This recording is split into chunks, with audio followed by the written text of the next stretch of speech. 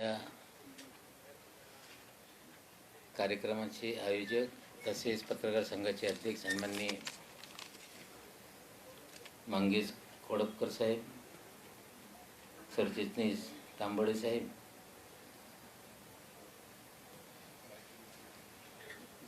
जितेंद्र आष्टेकरजी आणि आमचे काकडे साहेब आणि या कार्यक्रमाला उपस्थित सर्व पत्रकार बंधू आणि भगिनी, सर्वप्रथम मी श्रमिक पत्रकार संघाचा मनापासून आभार मानतो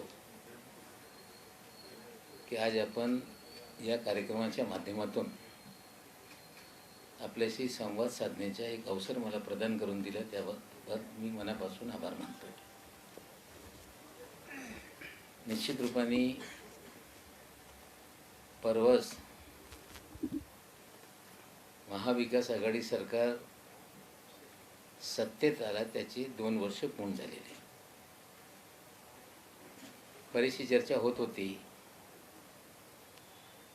सरकारचे 2 वर्ष पूर्ण होत आहे पण गाजाबाजा होत नाही, असे बरेचसे प्रश्न लोक आम्हाला विचारत होते.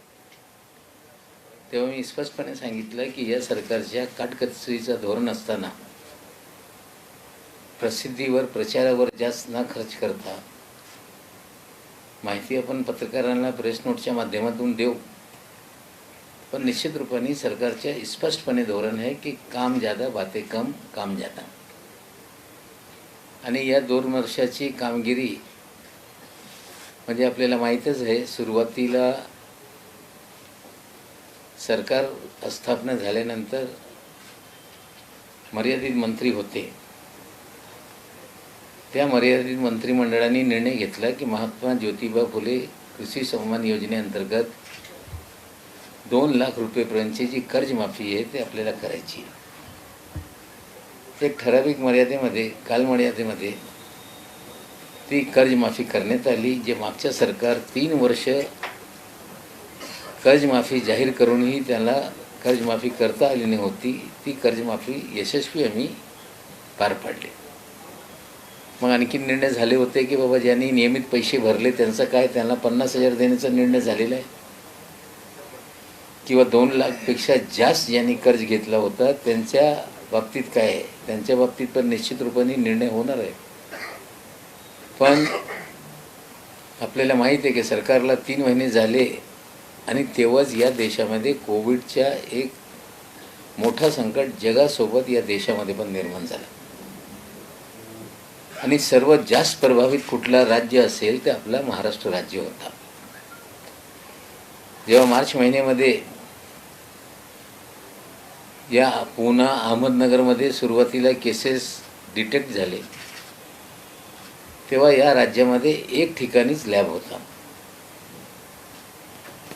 आणि सुरुवातीपासून देशाने किंवा केंद्र सरकारने निर्णय घेण्याच्या आधी या महामारीला गंभीरतेने घेण्याचं काम या महाविकास आघाडी सरकारने आणि महाराष्ट्राने घेतलं. आपल्याला माहीत असेल की 65 लाखपेक्षा जास्त लोक प्रभावित झाली. निश्चित रूपाने लोकांचा मृत्यू पण झालेलाच आहे. पण जी परिस्थिती देशभरात आपल्याला पाहायला मिळाली, म्हणजे गुजरात असेल, मध्य प्रदेश असेल, उत्तर प्रदेश असेल, बिहार असेल, तशी परिस्थिती या महाराष्ट्रामध्ये निर्माण झालेली नाही. आपण जशी परिस्थिती देशभरात एक वेगळ्या दिशेने जाऊ लागली, या राज्यामध्ये डेडिकेटेड कोविड सेंटर निर्माण करण्याचं काम असेल, RT-PCR टेस्टिंगसाठी नवीन लॅब निर्माण करण्याचं काम असेल, किंवा ऑक्सिजनचा तुटवडा होणार नाही त्याची दक्षता घेणं असेल, किंवा टेम्पररी कोविड सेंटर निर्माण करण्याचं काम असेल, हे यशस्वीरित्याने सरकारने पार पाडलं. मधल्या काळामध्ये मग औषधांच्या बाबतीत काही तुटवडा झाला होता, ज्याचं गरज नसताना लोकांना वाटत होतं की हे आपल्याला औषध मिळायला पाहिजे, त्याला पण व्यवस्थितरित्याने हाताळलं आपण. आणि देशभरात गुजरात असेल, मध्य प्रदेश असेल, UP असेल तिथे लोकांना बेड मिळत नाही, लोक रस्त्यावर मरत आहे, हे चित्र लोकांनी पाहिलेलं आहे. किंवा ऑक्सिजन नाही, त्यासाठी बरेचसे हॉस्पिटल असे होते उत्तर प्रदेश, विशेषकर नोएडा, की डॉक्टर पडून गेले आणि ऑक्सिजन शिवाय लोकांचा मृत्यू झालेला आहे, हे चित्र पण लोकांनी पाहिलेलं आहे. गुजरातमध्ये मृत्यूंचा आकडा लपवण्यात आला, मग काही वर्तमानपत्रांनी सगळ्या शोध करून त्या माहिती समोर आणली. उत्तर प्रदेशमध्ये अंतिम संस्कारसाठी लोकांना पैसे नाही किंवा लाकड भेटत नाही, त्यामुळे गंगेमध्ये शव प्रवाहित करण्यात आले. इलाहाबादच्या आणि कानपूरच्या या मधल्या भागामध्ये शव दफन करण्यात आले. ही परिस्थिती महाराष्ट्रामध्ये निर्माण झाली नाही. आणि इथे शक्यतो माननीय मुख्यमंत्री महोदय किंवा आमचे राजेश टोपे या दोघांनी ज्या पद्धतीने हे सगळी परिस्थिती हाताळली हे जगजाहीर आहे. त्याच्या बाबतीत जास्त काही बोलायचं नाही. विकासाच्या बाबतीत बरीचशी कामं या सरकारमध्ये जे ऑनगोईंग प्रोजेक्ट होते ते कोविडमध्ये काही काळासाठी बंद झाले होते, पण कुठलेही प्रोजेक्ट रद्द करण्याचा निर्णय सरकारने घेतला नाही. त्या उलट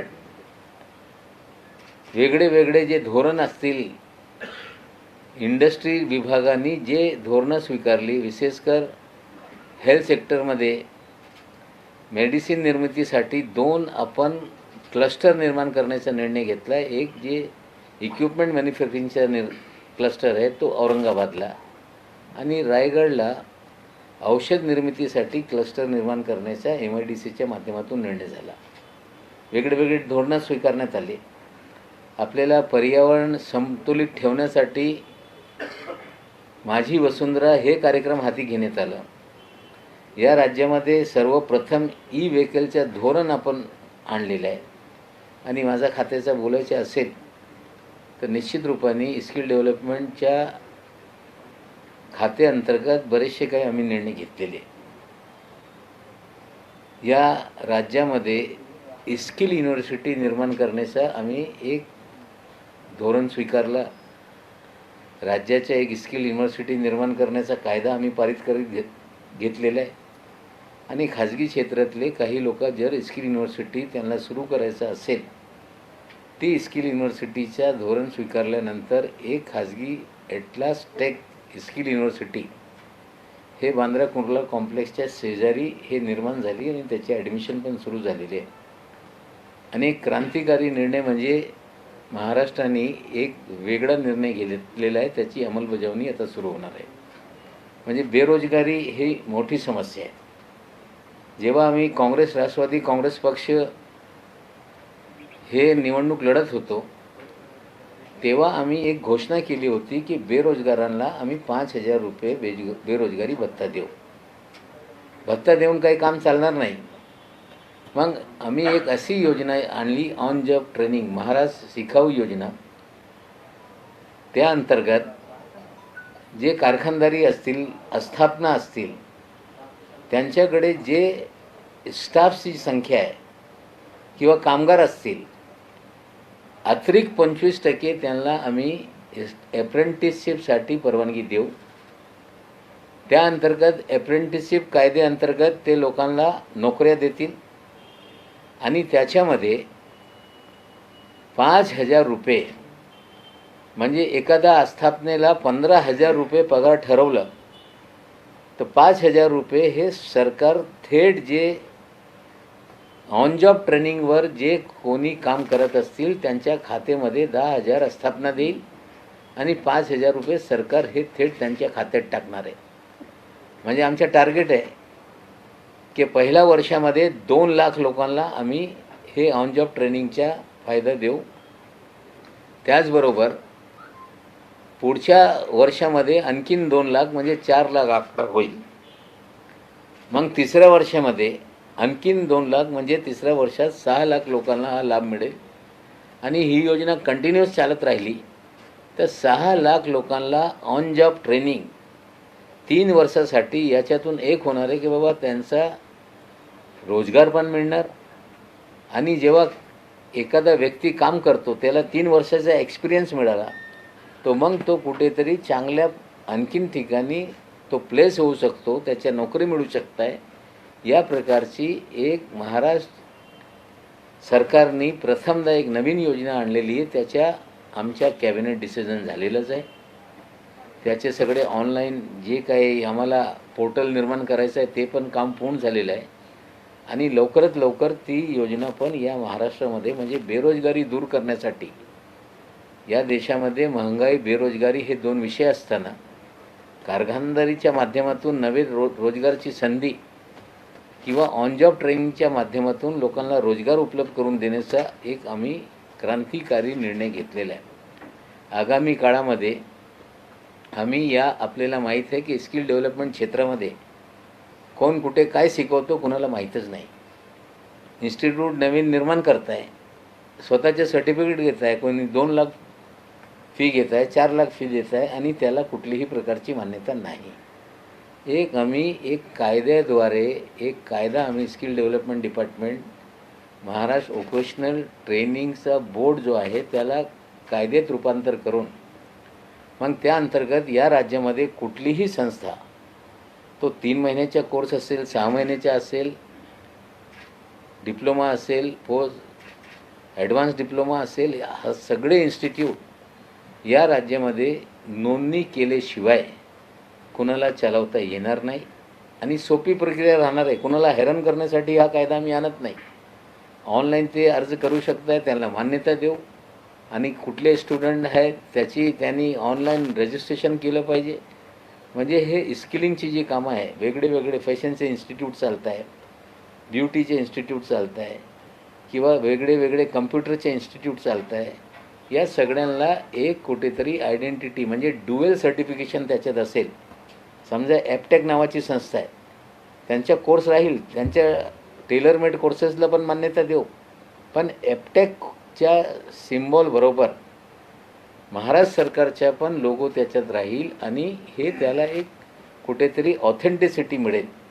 आणि जे कोर्सेस असेल त्याला आम्ही NSQF अलायन्स म्हणजे जे जगातल्या ILOनी एक सगळ्यांनी 12 देशांनी एक करार केलेला आहे की तुमच्याकडे हे लेवल 5 लेवलचे जे कोर्सेस आहे जर भारतात या NSQF अलायन्सच्या लोकांनी शिक्षण घेतलं तर ऑस्ट्रेलिया असेल, ब्रिटन असेल किंवा असे 12 जे देश आहे तिथे पण त्यांना मान्यता मिळेल. म्हणजे हे कायदा आता भविष्यात आम्ही आणणार आहोत, या विधिमंडळामध्ये आणून त्याला पारित करण्याचा एक आमचा मानस आहे आणि तो होईल. त्याचबरोबर आपल्याला माहीत आहे की महाराष्ट्रामध्ये नोकरी मिळवण्यासाठी बरेचसे काही हे लोकांची फसवणूक करताय लोक. म्हणजे तुम्हाला नोकरी मिळवून देतो, आम्हाला पैसे द्या. महाराष्ट्रामध्ये नोकरीसाठी प्लेसमेंट एजन्सीज पैसे घेत आहे, देशात कुठेतरी नोकरी मिळवून देतो त्याच्यासाठी पैसे घेत आहे किंवा परदेशामध्ये पण नोकरी मिळवून देण्यासाठी पैसे घेत आहे. आणि बरेचदा बातमी येत आहे की इतके पैसे घेऊन पडून गेले लोक. त्यासाठी Maharashtra placement agency regulatory act नावाचा कायदा प्रस्तावित आहे. कॅबिनेटसमोर 15 दिवसात जाईल किंवा महिनाभरात.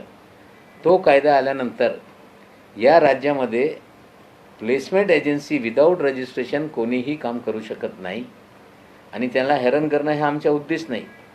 पण ते कुठलेही जे नोकरी शोधत आहेत त्यांच्याकडून एक दमडा घेऊ शकत नाही.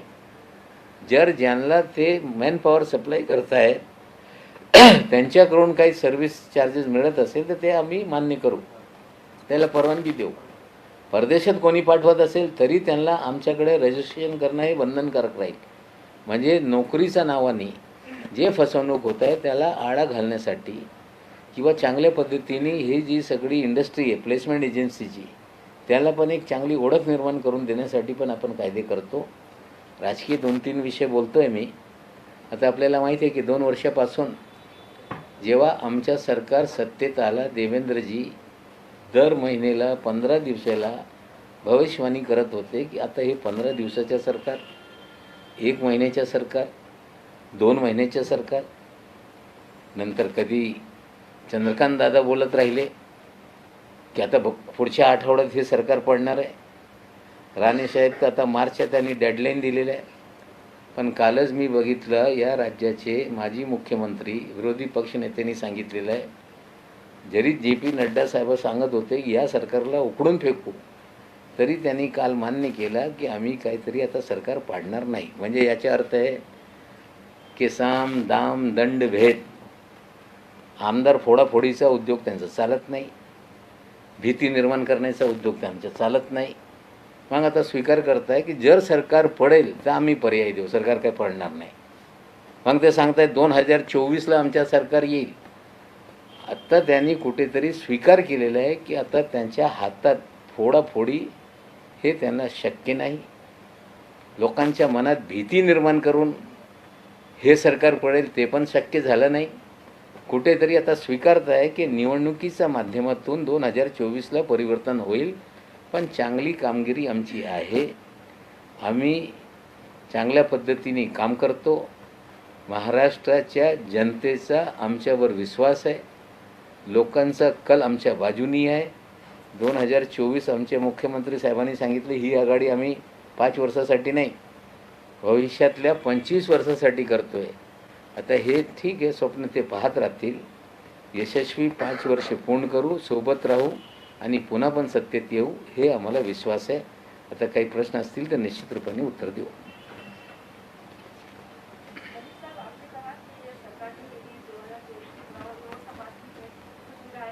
माइक देंगे थोड़ा उधर.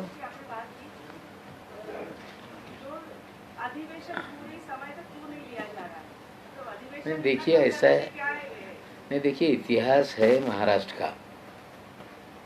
जो हिवाड़ी अधिवेशन होता है वो 2 सप्ताह से ज़्यादा कभी नहीं हुआ. कभी कभी अपवाद है कि 3 सप्ताह का हुआ है. निश्चित रूप से मुख्यमंत्री की सर्जरी हुई, आप सभी को पता है. हम लोगों का ये था कि 7 दिसंबर से अधिवेशन शुरू हो. निश्चित रूप से कुछ चुनाव लग गए, मुख्यमंत्री जी के स्वास्थ्य का भी सवाल था, और हम लोगों ने जो निर्णय लिया है ये पहले निर्णय था 20 तारीख तक शुरू हो.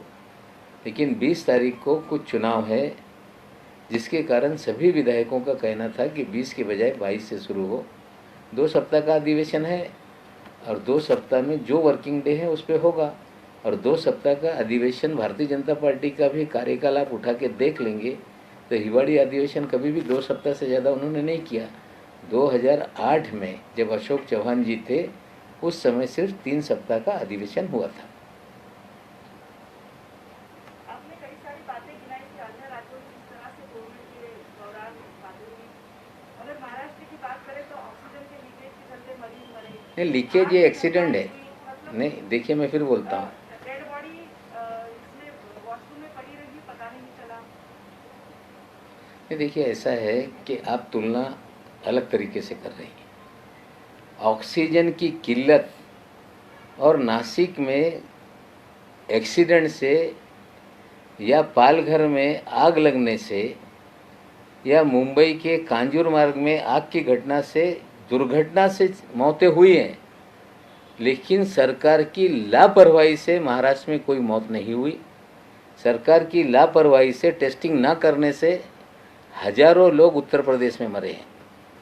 गुजरात में वही परिस्थिति रही. लेकिन महाराष्ट्र में सरकारी लापरवाही से नहीं, दुर्घटना से हुई. गैस लीकेज नासिक में हुआ तो वो कहीं ना कहीं एक्सीडेंटल दुर्घटना थी, या कहीं अस्पतालों में आग लगी वो दुर्घटना थी. सरकार की लापरवाही से कोई भी घटना नहीं हुई, ये सच्चाई है. सरकारची लापरवाहीचं उदाहरण, सरकारच्या लापरवाहीचं उदाहरण मी तुम्हाला सांगतो. चंद्रपूरला जो अपघात झाला होता हॉस्पिटलमधला, त्यानंतर राज्यातल्या सगळ्या हॉस्पिटलचं ऑडिट करायला सांगितलं. त्याप्रमाणे इतर हॉस्पिटलचं झालं तसं नगरच्या हॉस्पिटलचं पण झालं. तर ऑडिट झाल्यानंतर जे ट्रीटमेंट करायला पाहिजे होतं, जे करेक्शन होत्या, ऑडिटमध्ये जे सांगितलं होतं ते झालं नाही, त्याच हॉस्पिटलमध्ये आग लागली. नाही, तीच मी बोलतोय. बघा असं आहे की एखादा ऑक्सिजनचा तुटवडा आमच्यामुळे निर्माण झाला अशी एकही परिस्थिती नाही, किंवा बेडची अवेलेबिलिटी नाही तशी परिस्थिती निर्माण झाली नाही. अपघात झालेले म्हणजे कुठे ज्या ठिकाणी आपल्याला फायर ऑडिट करण्याच्या बंधनकारक असताना काही अधिकाऱ्यांनी हलगर्जीपणा केला, त्यामुळे घटना झालेली आहे. ते आम्ही अमान्य करत नाही आणि त्याला जे कोणी जबाबदार आहे निश्चित रूपाने त्यांच्यावर कारवाया होणार आहे.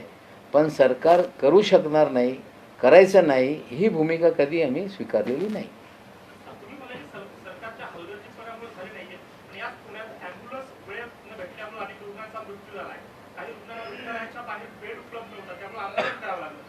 नाही बघा असं आहे, नाही बघा असं आहे की पोर्टलच्या माध्यमातून प्रत्येक जे कोणी पेशंट होते त्यांना हॉस्पिटल उपलब्ध करून देण्यात येत होता.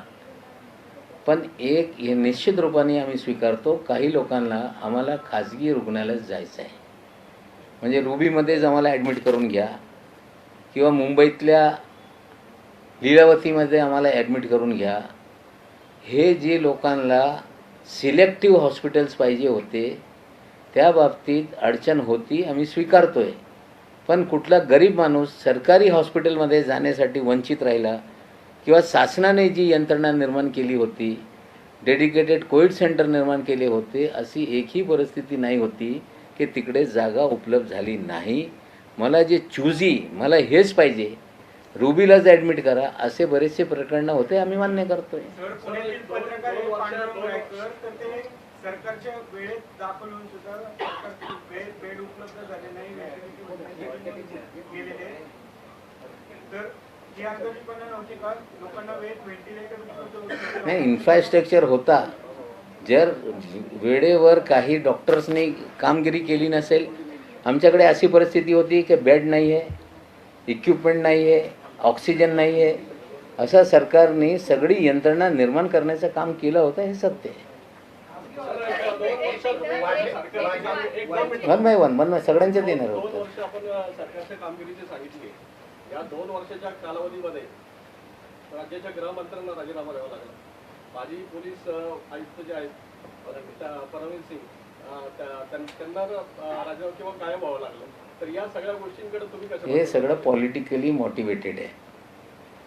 हे जे अँटेलियाचा बाहेर बॉम्ब रखण्याचा कट कारस्थान होता, हे परमवीर सिंग आणि वाजेंनी मिळून केलं होतं. सरकारला ब्रीफिंग करत असताना वेगळ्या पद्धतीची ब्रीफिंग विधिमंडळाचं अधिवेशन चालू असताना ते दोन्ही गुमराह करत होते. आणि वाजेच्या हत्या केल्यानंतर तरीही ते गुमराह करत होते. जेव्हा सत्य समोर आल्यानंतर परमवीर सिंग यांची बदली होमगार्डला करण्यात आली.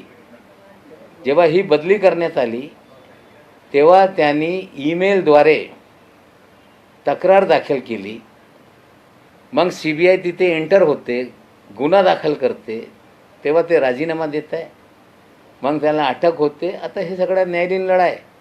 पण हा सगळा विषय हा पॉलिटिकली मोटिवेटेड होता, त्यामुळे ही सगळी परिस्थिती निर्माण झालेली आहे. चांदीवाल कमिशनचा कामकाज सुरू आहे, त्यांचा अहवाल आल्यानंतर सत्य परिस्थिती समोर येईल. मग तुम्ही सांगणार आहे की अनिल देशमुख यांना अटक झालेली आहे. CBI असेल, ED असेल किंवा इतर केंद्रीय यंत्रणा असेल, त्यांच्या बाबतीत कुठल्या पद्धतीने ती कामगिरी करत आहे आता लपून राहिलेलं नाही. मी तर सांगतो, आणखीन एक धक्कादायक माहिती समोर येणार आहे, आज नाही उद्या. या अँटेलिया बॉम्ब ब्लास्टच्या प्लॅनिंगमध्ये एक फेक पासपोर्ट तयार करून एक छोटा मोठा गुंड होता, त्याच्या नावाने पासपोर्ट, त्याच्यावर पाकिस्तानचा एक्झिट एंटर हे पासपोर्ट परमवीर सिंग आणि वाजेने तयार केला होता. जर मनसुख हिरेनची हत्या झाली नसती किंवा मनसुख हिरेन हे पोलीसकडे सरेंडर होण्यासाठी तयार झाला असता तर ही परिस्थिती वेगळी निर्माण करून एक एन्काउंटर करण्याचा हे परमवीर सिंग आणि वाजेचा होता. वाजेच्या घरातून तो पासपोर्ट जे तयार करण्यात आला होता NIAला मिळालेला आहे आणि त्या पंचनामेमध्ये तो पासपोर्ट आहे. आमचं तर म्हणणं आहे की NIAनी जे आज मी बोलतोय त्याची माहिती जनतेसमोर उघड करावी. वाजे आणि परमवीर सिंग यांची भेट झाली, चांदीवाल आयोगाच्या समोर ते एकत्र भेटली, याची चौकशी राज्य सरकार करणार. तर त्याच दरम्यान अनिल देशमुख आणि वाजे यांची भेट झाली, याची चौकशी करणार आहे. नाही, असं आहे की आता सगळ्यांची आपली भेट होते, याची कोण चौकशी करणार मला माहीतच नाही. नाही नाही तसं नाही आहे. रणवीर सिंग आणि वाजे जसं भेटले तसे ते 10 मिनिट जवळ अर्धा तास एकत्र एका रूममध्ये भेटले. ठीक आहे ना, वाजे आणि अनिल देशमुख असं एक तास बसले नाही, जसं आपण बसतो तसे भेट झाली असेल, पण वेगळे काही चर्चा करण्यासाठी अनिल देशमुख त्यांना भेटलेले नाही. सर, हे पोलीस त्याला जोडून- वाजेंचं कट कारस्थान होतं, तर त्याच वाजेंची बाजू माजी गृहमंत्री असलेल्या अनिल देशमुखांनी विधानसभेत घेतली. तेच मी बोललो ना, उद्धव ठाकरे एखादा मंत्री किंवा मुख्यमंत्री जे काही ब्रीफिंग करतो, अधिकाऱ्यांच्या माध्यमातून जे ब्रीफिंग येत आहे त्याला सत्य समजून ते सगळी भूमिका विधिमंडळात घेत आहे. म्हणजे परमवीर सिंग आणि वाजे या लोकांचा जो कट कारस्थान होता ते त्या पद्धतीने गृहमंत्र्यांना मुख्यमंत्र्यांना ब्रीफ करत होते. त्यामुळे जी ब्रीफिंग येत होती ती विधिमंडळामध्ये गृहमंत्री आणि मुख्यमंत्र्यांच्या माध्यमातून येत होती. सर, 2 पोलीस अधिकारी अशा पद्धतीने गृहमंत्र्यांवर आरोप करतात, तर एवढं डेअरिंग त्यांच्यामध्ये कुठून येतं? तुम्हाला काय वाटतं, त्याच्या पाठीमागे कोणी असू शकतं का? निश्चित रूपाने डबल क्रॉस एखादा अधिकारी झाल्यानंतर अशी परिस्थिती निर्माण होते, काम इथे करायचा आणि मग बॉस बदलून घ्यायचा, असं झालेलं आहे. त्याचे पुरावे आमच्याकडे आहे. भाजप सरकारच्या काळातले काही अधिकारी अजूनच्या जागेवरती असा आरोप केला जातो आणि ते राज्य सरकारला आणखी चांगल्याचा प्रयत्न करतात, असं काय वाटतं का? आणि अधिकारी असतो, कुठल्याही सरकारचे अधिकारी नसते. अधिकारी लोकसेवा आयोग म्हणजे UPSCच्या माध्यमातून IAS IPS हे अधिकारी यांच्या सिलेक्शन आणि नेमणुका होत आहे आणि तो भारतीय जनता पक्षाच्या कार्यकालाचा अधिकारी असं बोलता येणार नाही. आणि जे काही MPSCच्या माध्यमातून अधिकारी वेगळ्या पद्धतीने चुकीची कामं करत असतील, त्या काळामध्ये बरेचशा अधिकाऱ्यांनी काही चुकीची कामं केली आहे. निश्चित रूपाने त्याची तक्रारी झाली, इन्क्वायरी सुरू आहे. नवाब भाई, आप दुबई गए थे, आपने सोशल मीडिया पे एक पोस्ट किया था कि कुछ लोग आपके घर के और आपके दफ्तर की रेकी कर रहे हैं. कौन थे वो लोग? आपकी अंतर्राष्ट्रीय पुलिस आपके पास है? क्या आपने इस मामले में कोई तकरार दर्ज की है? देखिए, क्या कोई जानकारी मिल पाई है? नहीं, मैंने 2 लोगों को हमारे घर के पास कुछ फ़ोटोग्राफ उतारते हुए स्कूल के पास लोगों ने देखा, उन्हें रुकाया, उनकी तस्वीरें ली, वीडियो हमारे पास है और उसमें से एक व्यक्ति का सोशल मीडिया पूरी तरह से भारतीय जनता पार्टी से संलग्न है. कुछ अधिकारियों के खिलाफ हमारी जो मुहिम चल रही थी उसके समर्थन में वो सोशल मीडिया पे लिख भी रहे थे.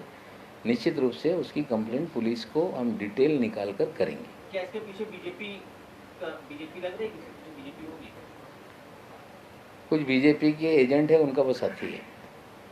सर, परमवीर केसमध्ये आता खरं तर तुम्ही ज्या पद्धतीने सुरुवातीला प्रति हल्ला करत होता, पण आता परमवीर गायब होते, आता हजर झाले, अटकेचं त्यांनी संरक्षण घेतलं, पण त्या पद्धतीने सरकारने कारवाईची जी भाषा करत होती ते आता होताना दिसत नाही. नाही, असं आहे बघा, CID अंडरस्टँडिंग झालंय का? बघा, CIDच्या माध्यमातून त्यांच्यावर 5 केसेस आहे. 3 मुंबईमध्ये मला वाटते आणि 2 ठाण्यामध्ये, किंवा 3 ठाण्यामध्ये 2 मुंबईमध्ये. आता CID इन्क्वायरी, CID जी स्टेटची पुणेमध्ये ते त्यांचे हेडक्वार्टर आहे, त्यांच्या माध्यमातून इन्क्वायऱ्या सुरू आहे. म्हणजे आम्ही कुणाला आज ठरवलं आणि उद्या तुरुंगात टाकायचं आहे ही भूमिका आमची केंद्र सरकारसारखी नाही. आता इन्क्वायऱ्या सुरू आहे. इन्क्वायऱ्यामध्ये जे काही आहे FIR म्हणजे दाखल करण्यात आलेलं आहे, त्यांच्या कुठेतरी जबाब सुरू आहे. आता सुप्रीम कोर्टाने पहिल्यांदा ब्लँकेट नॉट टू अरेस्ट असा ऑर्डर दिलेला आहे. आता यांचा जबाब झाल्यानंतर जे सगळं इस्टॅब्लिश होईल, मग सुप्रीम कोर्टामध्ये जाऊन की हे सगळं आता इस्टॅब्लिश झालेलं आहे, आम्हाला अटक करणं गरजेचं आहे, तर निश्चित रूपाने त्या पद्धतीने सरकार पुढे जाईल.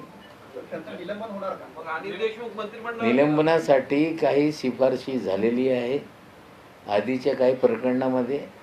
आता गृह खात्यात तपासून जे काही निर्णय असेल, जे कायद्यामध्ये तरतुदी आहे, त्या अनुषंगाने सरकार निर्णय घेईल. प्रश्न असासाठी वेगळा चर्चा अशी होती मध्यंतरी, कारण जे परमवीर थेट आरोप करत होते, नंतर त्यांनीच सांगितलं की माझ्याकडे कुठलाही पुरावा नाही अनिल देशमुखांविरोधात. मग ते गायब झालेले अचानक प्रगट झाले, मग त्यांना संरक्षण मिळालं अटकेच्या विरोधात, मग ते जवळ जातात, सगळीकडे फिरतात, वाजेंनाही भेटतायत. नेमकं काय तर असं आहे, सुप्रीम कोर्टचे आदेश कुणाचं बोलण्यावर होत नाही. ते प्रोटेक्शन सुप्रीम कोर्टाने दिलेलं आहे आणि न्यायालयाचे आदर करणं हे प्रत्येकांचा हे कुठेतरी जबाबदारी आहे. एकदा त्यांना हे प्रोटेक्शन मिळाल्यानंतर ते स्वतः आल्यानंतर आमच्या पोलीस खात्याच्या माध्यमातून जे स्टेट CID आहे, जे 5 FIR आहे त्याच्या बाबतीत त्यांच्या जाब घेत आहे, इन्क्वायरी करत आहे. निश्चित रूपाने हे सगळं होईल. पण हे सेटलमेंट झाला आणि सुप्रीम कोर्टाने आमच्या बोलण्यावर आदेश दिला. जर असं कोणी बोलत असेल तर मला वाटते सुप्रीम कोर्टवर अविश्वास दाखवणे उचित नाही. फडणवीस साहेबांनी जो इंटरव्ह्यू दिला मुंबईत असला त्याच्यात ते बोलले की सकाळी जे शपथविधी त्यांनी केला त्याचा त्यांना पश्चाताप होतो. चिडिया चुक गई खेत, अब पछताए का होय. आता सत्तेशिवाय त्यांना राहताच येत नाही. 2 वर्षापूर्वी त्यांनी सिद्ध करून दाखवलेलं आहे. 2 वर्ष ते सांगत राहिले की मला अजून वाटत नाही की मी मुख्यमंत्री नाही. मला वाटते आता 2 वर्षानंतर जी खरी परिस्थिती त्यांनी स्वीकारलेली आहे आणि पश्चाताप झाला. 7 वर्षापूर्वीचा व्हिडिओ, माझं लग्न कधी होणार नाही, मी करणार नाही. मग 2 वर्षापूर्वी ते 5 वर्षापूर्वी बोललेले माझ्या कट्ट्यावरचं ते विसरून गेले. म्हणजे सत्तेवर येण्यासाठी ते काही करू शकताय, काही बोलू शकताय. पण मला असं दिसते की आता देवेंद्रजींच्या कुठेतरी हाईट कमी होत चाललेली आहे. भाजपमध्ये अंतर्गत जे त्यांचे विरोधक होते तावडेसारखे लोक ज्यांना तिकीट नाकारण्यात आली, आता ते मोठे होऊ लागले. म्हणजे अंतर्गत राजकारण बदलते असं दिसते. भाजपमध्ये उद्या नेतृत्व बदल होऊ शकतो असं तुम्हाला सांगितलं? नाही, त्यांच्या अंतर्गत हा विषय कोणाला नेतृत्व द्यायचं नाही द्यायचं ते ठरवतील. पण ज्यांना तिकीट नाकारण्यात आला ते आता देशातले भाजपचे महासचिव झाले आणि 2-2, 3-3 महत्त्वाची राज्यांची जबाबदारी त्यांच्याकडे आहे. प्रधानमंत्रीकडे त्यांना तावडेसाहेबांना ॲक्सेस आता निर्माण झालेला आहे. हा म्हणजे कुठेतरी बदलांचे संकेत दिसते. 1000 कोटी नाही, माझी किंमत वाढली, 100 पासून 1000 झाली आता.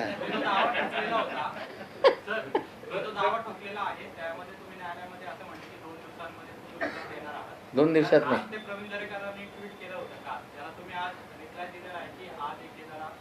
नाही, असं आहे, त्यांनी असं नाही, त्यांनी असं 1000 कोटीचा माझ्या विरोधात त्यांनी आबरू नुकसानीचा दावा केला आहे असं त्यांनी काल ट्विट केलं. आणि खरं आहे की हायकोर्टामध्ये मुंबई बँकेच्या पैशातून हा दावा दाखल करण्यात आलेला आहे. विषय असा आहे, मजूर आहे त्याच्याकडे पैसेच नाही आहे, त्यासाठी ते केस लढू शकत नाही. मजूर सोसायट्यांच्या मतदारसंघातून करोडपती मजूर हा बँकेवर डायरेक्टर होतो आणि चेअरमॅन होतो. आता मागच्या सरकारमध्ये काही EOW मध्ये मुंबई बँकेच्या बाबतीत इन्क्वायऱ्या होत्या. त्याला मागच्या सरकारने निर्णय घेतला की आता हे इन्क्वायरी बंद करून डिसमरी करायचं आहे आणि केसेस बंद करायचं आहे. मग हायकोर्टाने सांगितलं असं चालणार नाही, तुम्ही प्रोसेस करा आणि हे डिसमरी होऊ शकत नाही. मला माहीतच नाही आहे जनतेमधून कुठल्या कार्यकर्त्यांनी घाटकोपरमध्ये काही होर्डिंग लावली, त्याच्यात दरेकर साहेब हे तुरुंगात म्हणजे पिंजऱ्यात कुठेतरी आहे असं एक चित्र त्यांनी टाकलं. त्याच्याशी माझा काही संबंध नाही. राष्ट्रवादी काँग्रेस पक्षाच्या नेत्यांची नावं आणि फोटो होते त्याच्यावर आणि न्यायालयाचे अभिनंदन करण्यात आला होता त्या होर्डिंगमध्ये.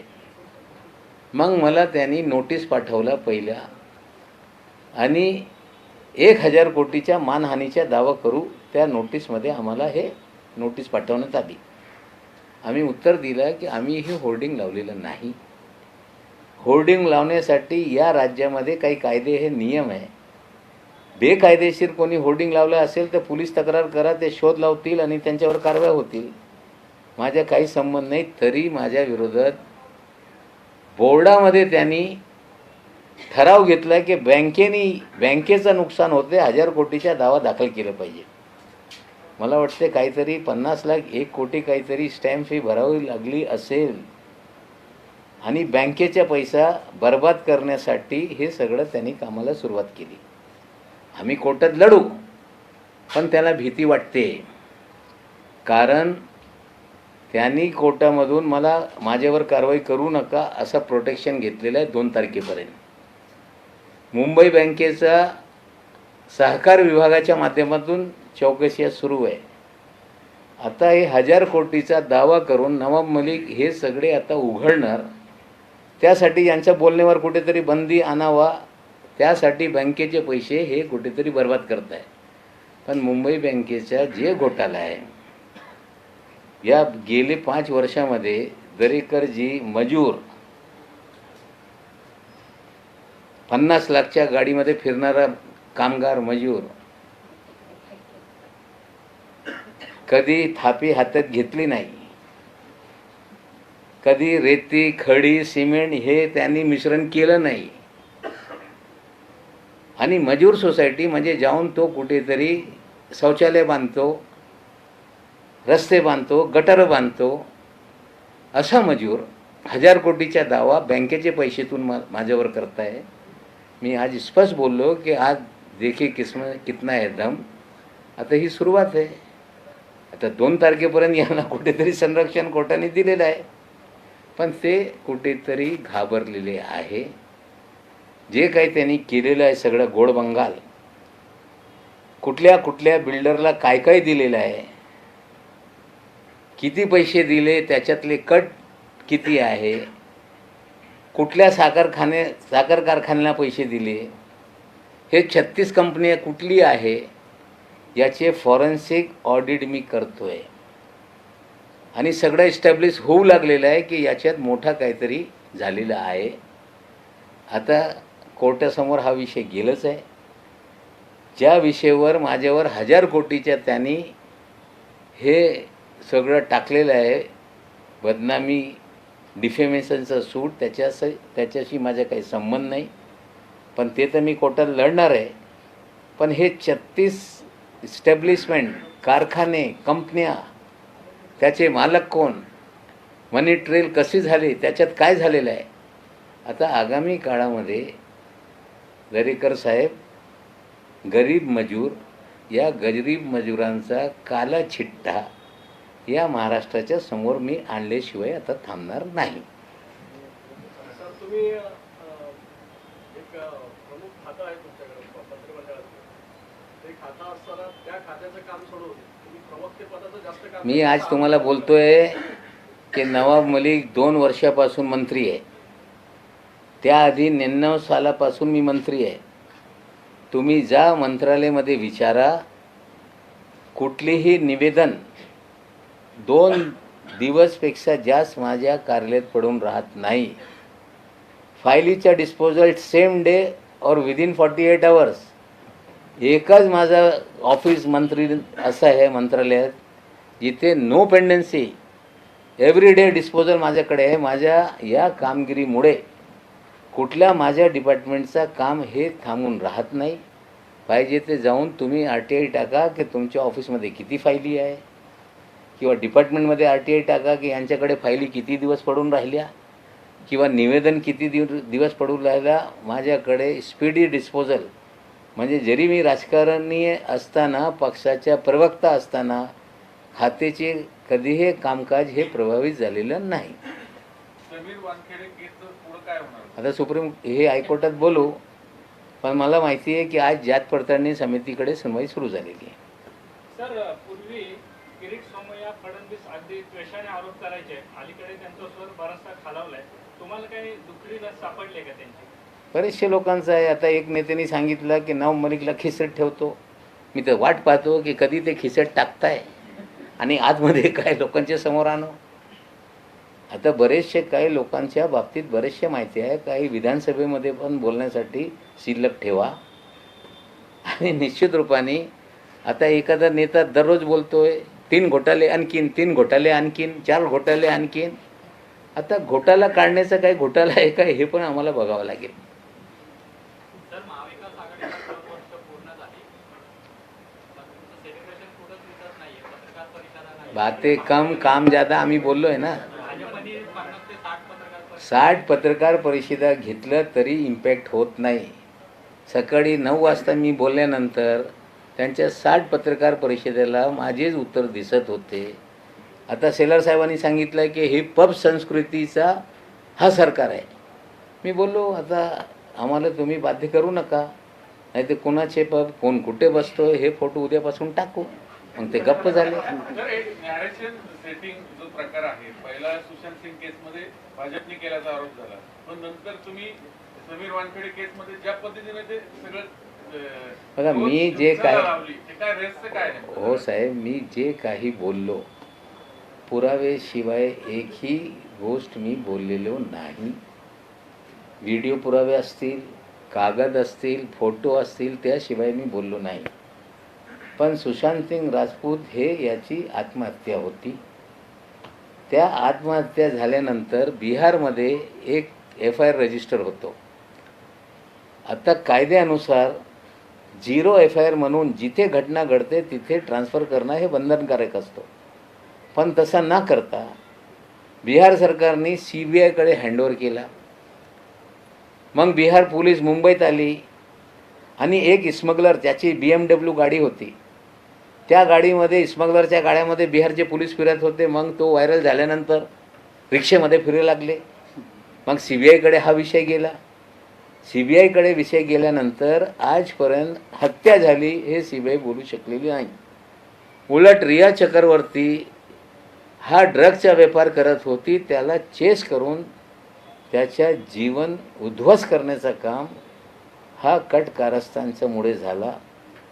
मुंबईला बदनाम करायचा, महाराष्ट्र सरकारला, महाराष्ट्राच्या जनतेला बदनाम करायचा, आणि बॉलिवूड हे कुठेतरी योगी बाबाच्या गावी घेऊन जायचा कट कारस्थान होता. पण बॉलिवूड हे बॉलिवूड आहे. इथे फालके साहेबांनी किंवा या राज्यामध्ये महाराष्ट्र भूमीमध्ये काम करणारे लोकांनी एक वेगळी ओळख दिली. जरी बॉलिवूड मुंबईमध्ये असेल तरी गंगा किनाऱ्याचा छोरा पण इथे येऊन सुपरस्टार होतोय. दिल्लीचा माणूस पण सुपरस्टार होतो, मध्य प्रदेशचा माणूस होतो, दक्षिणेकडचा होतो. त्या बॉलिवूडमध्ये कधीही म्हणजे उत्तर दक्षिण या मराठी नॉन मराठी असा वाद झाला नाही. धर्माच्या नावाने कधी वाद झाला नाही. उलट दिलीप कुमार जेव्हा स्वतंत्र भारत झाला त्याआधी त्यांना युसुफ खान असताना नाम बदलून कुठेतरी काम करावं लागला. पण या बॉलिवूडमध्ये आजच्या घडीला शाहरुख खान असेल, सलमान खान असेल, सैफ अली खान असेल, नाव न बदलता या इंडस्ट्रीमध्ये लोक कामं करत आहे. म्हणजे धर्म, जाती, प्रांत, भाषेच्या पलीकडे ही बॉलिवूड आहे. त्याला योगी बाबा तिकडे नोएडाला घेऊन जाऊ इच्छित आहे आणि त्याला बॉलिवूडला काय करायचं आहे ते त्यांच्या मनात असेल. पण कितीही कट कारस्थान झाला तो बॉलिवूड हे बॉलिवूडच राहणार आहे, मुंबईत राहणार आहे. आणि या बॉलिवूडमुळे या देशाची ओळख जगत निर्माण होते. या बॉलिवूडमुळे मुंबई महाराष्ट्रामध्ये जवळपास 3-4 लाख लोकांना रोजगार मिळते. या बॉलिवूडमुळे देशातल्या ज्या GDP आहे त्याला 3 ते 4% त्याच्या वाटा आहे. आणि कुठेतरी सत्तेसाठी, बिहारच्या निवडणुका जिंकण्यासाठी, बॉलिवूड नोएडाला घेऊन जाण्यासाठी हे कट कारस्थान जरी त्यांनी केलं असेल, आता हळूहळू त्यांच्या सगळं कट कारस्थान लोकांच्या समोर येत आहे. थोडक्यात तुमच्या बोलण्यातनं हेच प्रतीत होते की नॅरेशन सेटिंग मध्ये शेवटी हाताला काहीच लागत नाही, फक्त बदनामी होते. पण समीर वानखेडे केसमध्ये पुढे जाऊन असंच होईल असं नाही वाटत. सगळे कागद समोर आहे, सांच को आज नाही. आणि जे काही मी आधी बोललो होतो कोर्टात सगळे पुरावे सादर करणार आहे. आणि जे मी दावा केला होता ते सिद्ध होईल, साध्य होईल. तुम्ही बघत जा.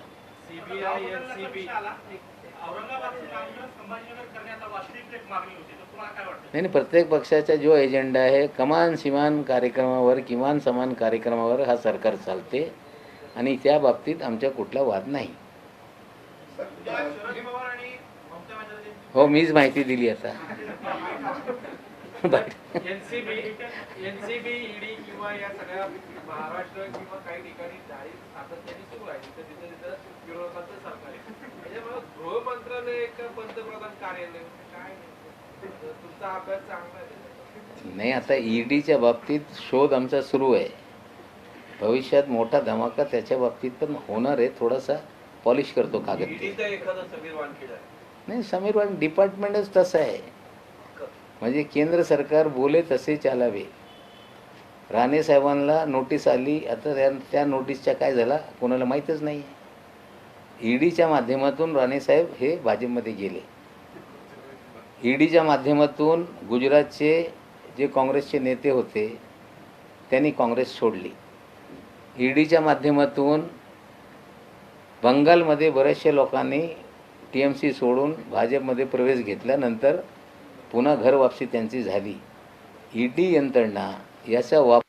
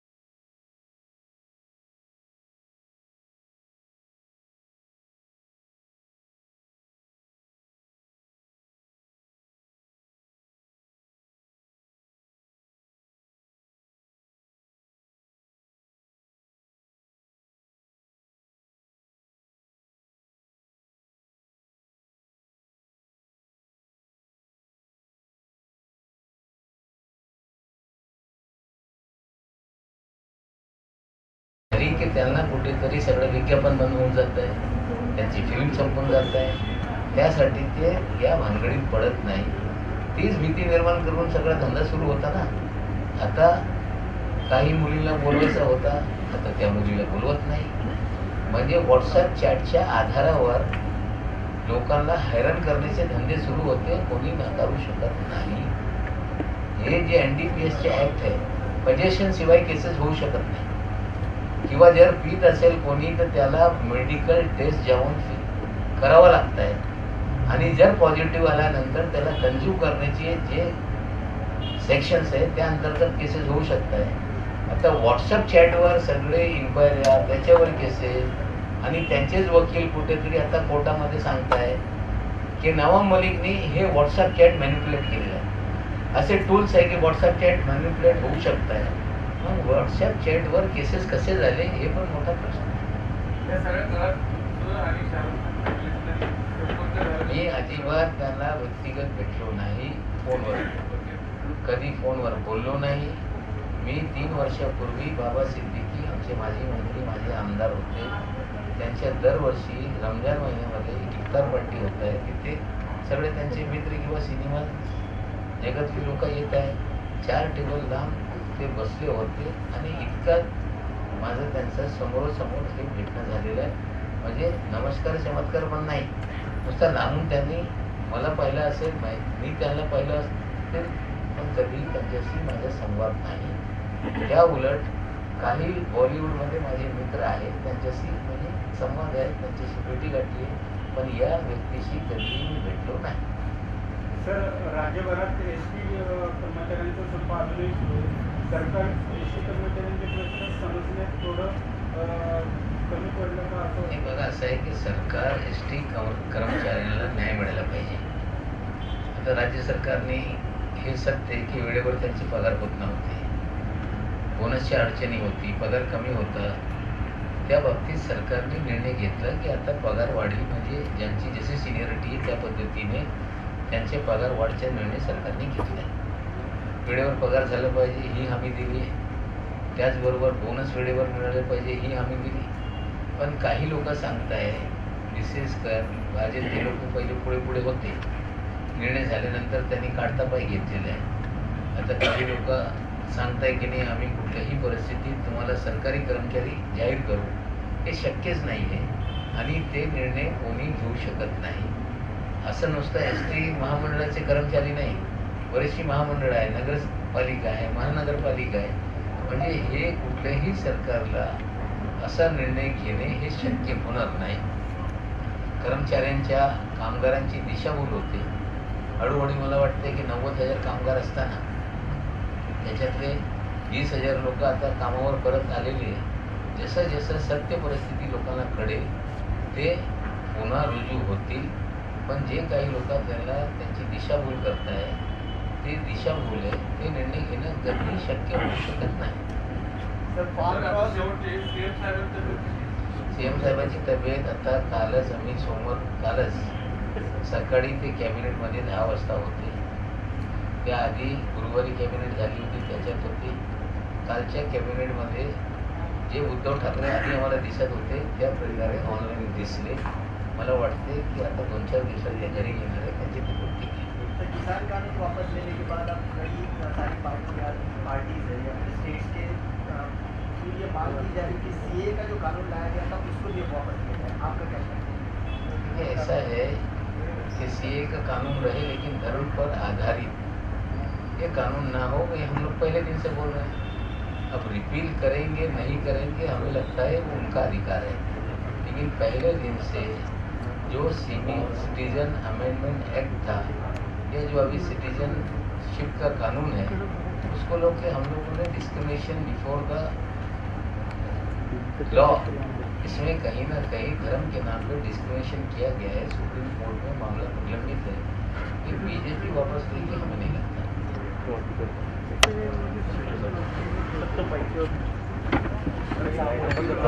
शेवटचा प्रश्न मी विचारला की महापालिकेच्या आता निवडणुका राज्यात सगळीकडे होतात. मुंबई महापालिकेची निवडणूक आहे.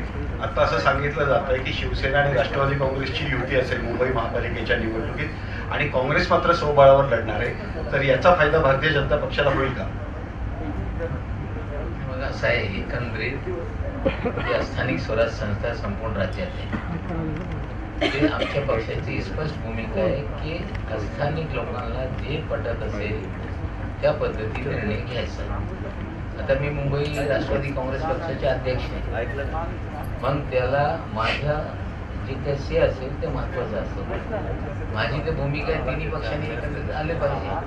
पण काँग्रेस वेगळ्या लढण्याच्या भूमिकेत आहे. अजून ही चर्चा सुरू झालेली नाही. पण भाजपच्या आजच्या घडीला ती जागा आहे, त्याच्यात जागा कमी होणार हे निश्चित आहे. डिलिमिटेशन होऊ द्या, मग आम्ही खरा आकडा सांगू की भाजपचा आकडा काय राहणार. थँक्यू.